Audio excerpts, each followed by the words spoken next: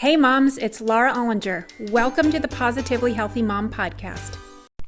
Because there's no manual for the hardest job in the world. This is part 2 of my conversation with Diana Para, a transformational coach and certified grief educator. So changing gears a little bit into kind of the other topic that you like to discuss, how does identity and self-esteem play into this topic of loss and grief?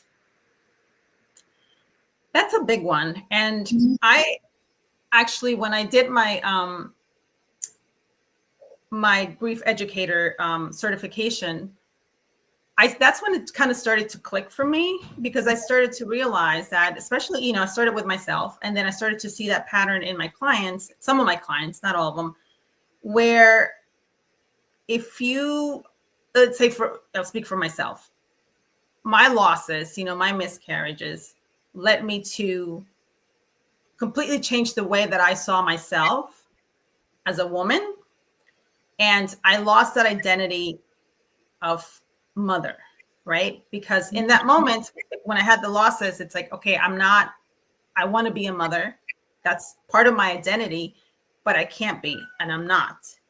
So then what does that mean for me?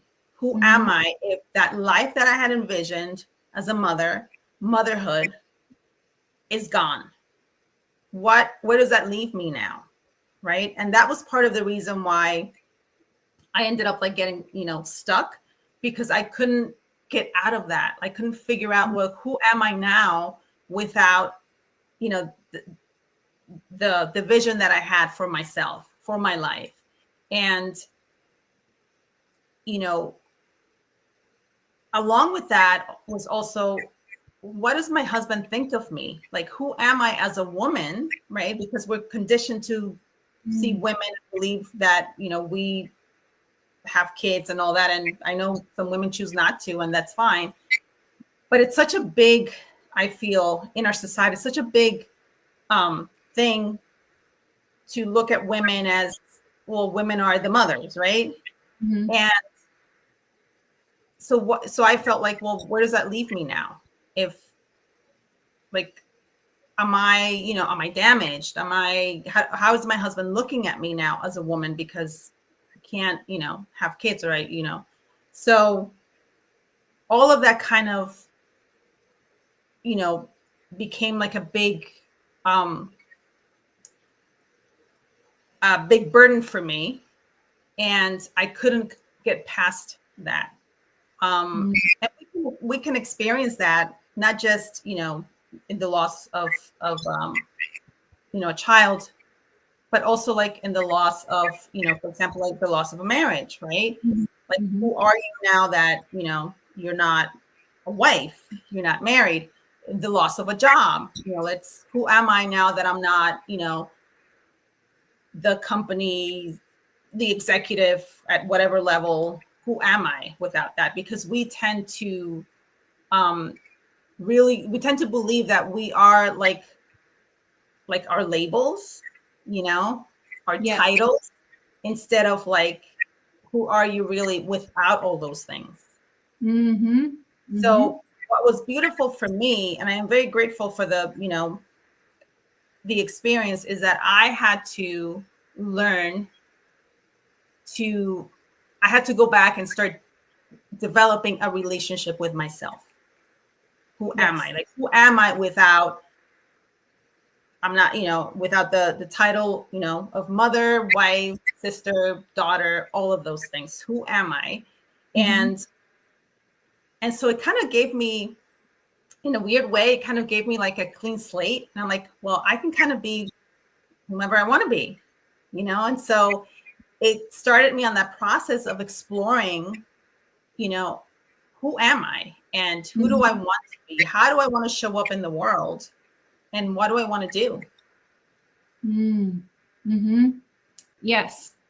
I 100% that completely resonates with me, because early on in my journey, that was part of the process I went through. I was in a very extremely unhealthy marriage, and I couldn't ever pull the trigger. I couldn't ever file for divorce for a long, long time, because my therapist one time said, who are you if you're not a wife? And I literally didn't know the answer. I couldn't answer the question because I couldn't in my mind imagine who I was because I didn't know. And I had been in that partnership since college. And so there was never an adult me that wasn't with that person. And so it was incredibly challenging to get through that process of like reconnecting with myself.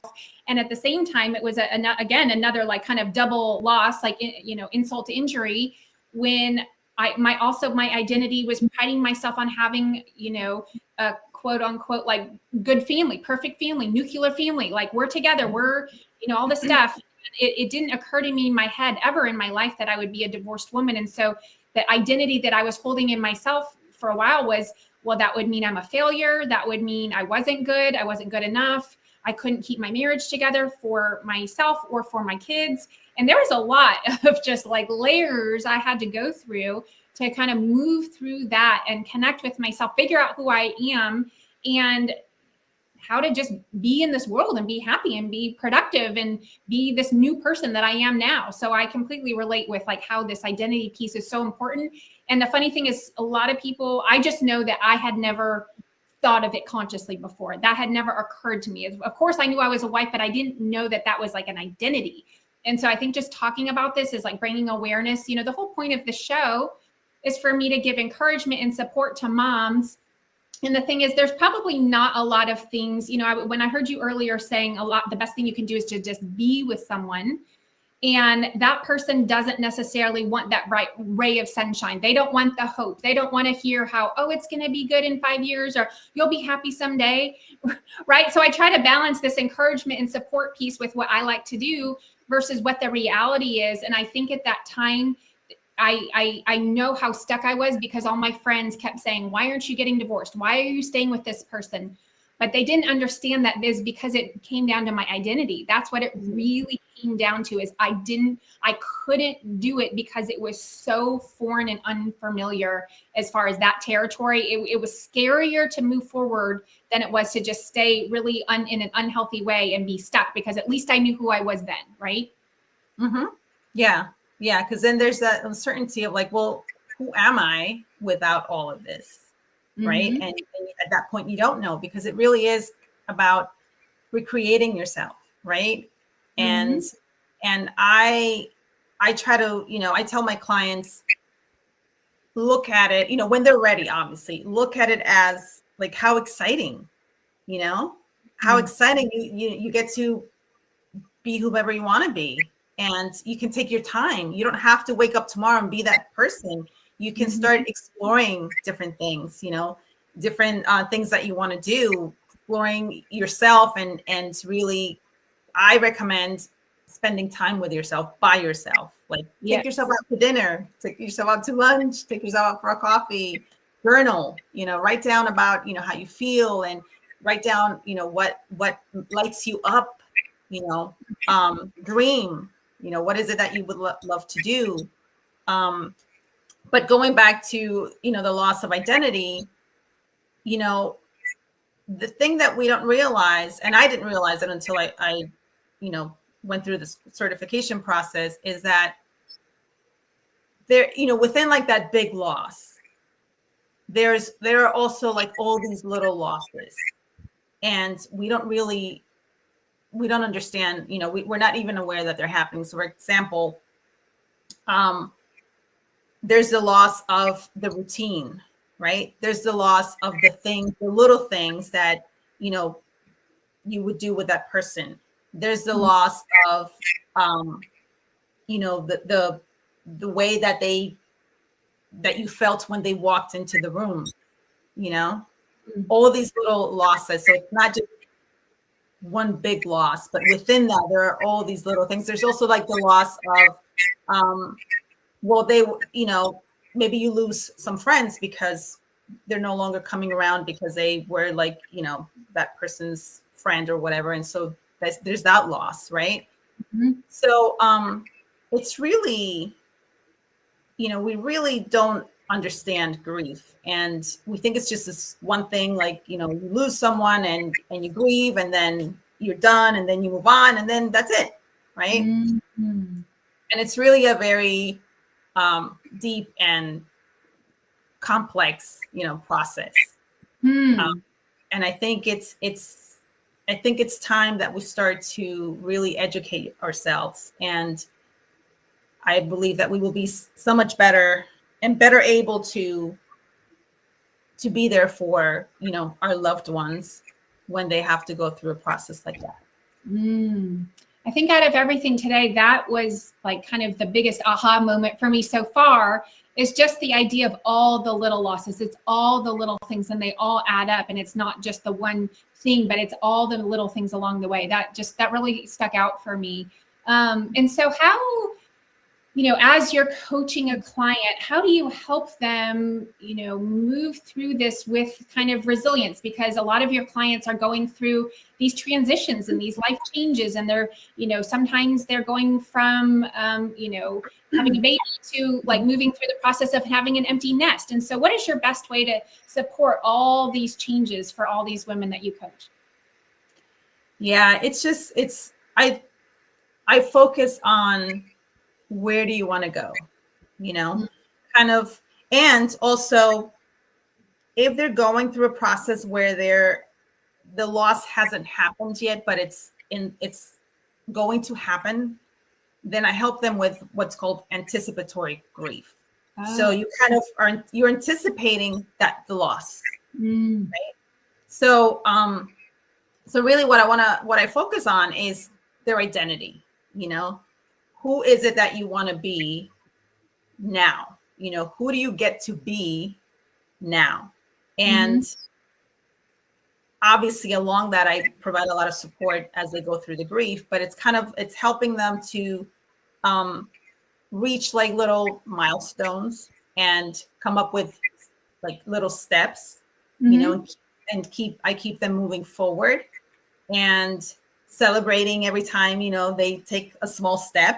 And that's really the process. It's just really being there for them, cheering them on, and helping them along the way to get really clear about what it is that they want now. Like this new life that they're creating, what does that look like?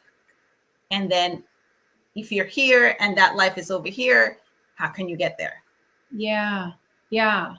That makes so much sense. And I remember being at such a loss with myself that one of my therapists recommended I just sit every day for like 20 minutes and just think about what it is that I want. That's the exact same process she wanted me to do, because I didn't know. I really didn't know who I was. Like I said, if I wasn't a wife, and I'm so used to kind of taking care of everybody that I had no idea how to take care of myself. I had no idea how to pursue my dreams or my visions, or even create them in the first place. Even thinking of them in the first place was a challenge, because it's like, where do you start if this is all you've ever known? How do you just then one day start to like create someone new? But I think what you're saying is it's a small process, little by little. And once you kind of figure something out, you celebrate that. That probably gives you the energy to then kind of take the next step, move on to the next thing. So can you share any stories? I mean, we're obviously, as coaches, we're confidential with our clients, but are there any stories you could share of just beautiful transformations that you've seen from some of your clients who started out in a really dark place and, came out on the other side? Yeah. So I worked with this one client, and she went through a divorce, and she was just really stuck, kind of like similar to what you described. She didn't know who she was. She didn't have any kids, and she really didn't know like what she wanted. She was so her identity as a wife was so great that that's really, that was her entire life. And adding to that the fact that the marriage ended, because there was infidelity on his part. So she was devastated, and then there was that added layer of, am I not good enough? Was I not beautiful enough? Why didn't he want to stay with me? Why did he choose somebody else? And so it was really, my work with her was really getting her to process the grief of the loss of the marriage, and then little by little, like, okay, who are you? Like, who do you want to become? And I started with having her just kind of journal, because she wasn't quite ready to, like, let's say, go out and have a, dinner by herself. So just kind of journal, like, well, what do you think? What do you think? Who do you think? Just kind of like play around with that. You don't have to say, this is definitely what I want or who I want to, be, but just kind of be playful about it, like what would be kind of cool, what would be kind of nice, and I had her like kind of build little by little, work on that. And of course, throughout the process, she would be like, okay, yeah, no, that's not really for me. That's not what I want to do. But it got her thinking about it. It got her to use her imagination. It started to get her out of that feeling of unworthiness and feeling stuck into more like the field of like possibility, And I think that's what I really love to do, is to kind of help them move into like possibility, out of the grief or the feeling stuck into like possibility. Yes, look at this. This was an ending, but it's also a beginning, right? And look at what's possible now.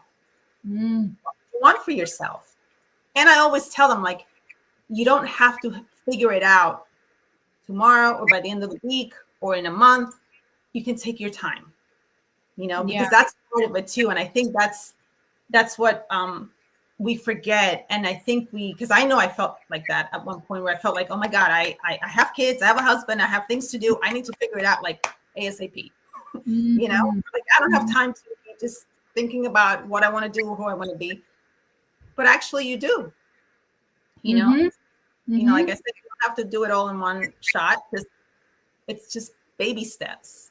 And then as you start to figure that out, then you start taking bigger steps. And then before you know, you're like, oh, wow, like, yeah, now I have the job that I really want.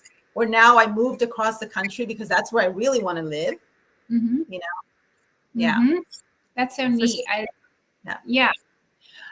Okay, so one last topic, which is, how has all this experience and knowledge that you have impacted you as a mom? Because when our kids are growing up, they might not experience a big loss as a child, maybe a grandparent or something here or there, but they might experience small losses, like they didn't make the team or they didn't make the play that they wanted to. And so they experience these small little pieces of sadness and loss and grief. So how has this made you a better mom? And what have you taught your kids about this? Oh my goodness. The first thing I'm going to say is that my relationship with them has completely, it's improved, 100%. And we have a really close relationship. My two girls, 23 and 21, they moved out in October and they share an apartment together. And it's just really neat to see how they come to me and they talk to me and they share things and they look for my, opinion, my advice sometimes. And it's really, they've gone through their own challenges, because I mentioned they're adopted. So, and they were 3, 5, and 7. So they were older. And I think also the fact that I went through through my own trauma and my own grief, and they went through their trauma, and then through the grieving process as they got older, right? Because looking back at their life and, what their losses. And so having that, I think, in common also, and for them to have watched me get myself out of, where I was and move through all of that, and now be the person that I am now, and they see me being excited and passionate about helping, other women and other people. They've actually read my book too. And, I think it's a very empowering thing for them to see what's possible, right? And I see them sometimes, especially the girls, like trying to help their friends, and giving them advice. And they'll come to me like, Mom, my friend had, this. And I told her, what you said, what you told us to blah, blah, blah, blah, blah, So it's kind of really neat to see that. And really, they've learned all these tools, right? In a way, just by watching me and by the conversations we've had.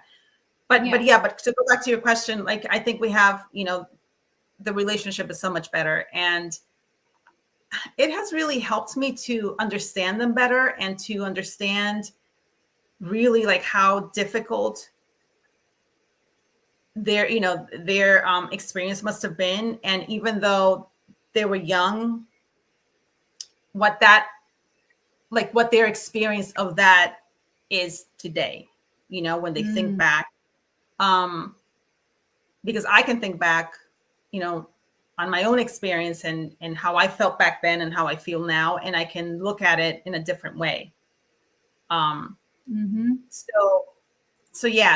it's kind of neat. And I think definitely, I'm very proud of myself, of the mother that I am today. And I definitely pat myself on the back. On the back. Yep. And it makes me think that this is like your superpower. Like, this is your gift. Like, this is why you're here. This is your purpose. Because like you said, this is a topic that most people don't want to touch. They don't want to deal with it. It's too difficult for them. And so the fact that you're able to bring this out into the light and talk about it, share about it, educate people, and then be such an amazing role model for your kids. And we're going to just keep coming to you, I think, forever and ever. Because, think about all the losses they will experience, a boyfriend or girlfriend, or they might have their own future loss of, something. And I hope they don't, but inevitably life happens and things will happen. And so you're just a beautiful, amazing role model, and for sharing your story. How can you, going forward, where can they go to find Diana Pata? They can go to my website, dianaparainternational.com, or they can find me on social media, Facebook, Instagram, and Instagram is at DianaPara888. Perfect. Okay, awesome. Any last parting words for our audience? Just to really, really remember that grief is normal. It's a part of, there will be loss in life. It's a part of living. And just to, if you find someone that's going through grief, just be there. Just be there for them. You don't have to fix it. You don't have to cheer them up. Just hold space for them. That's perfect. Okay. Well, thank you so much for your time. I appreciate it. And as always, it was wonderful to talk to you, and best wishes to you. Thank you. Thank you for listening to the Positively Healthy Mom podcast, because there's no manual for the hardest job in the world. Don't forget to subscribe and share with your friends.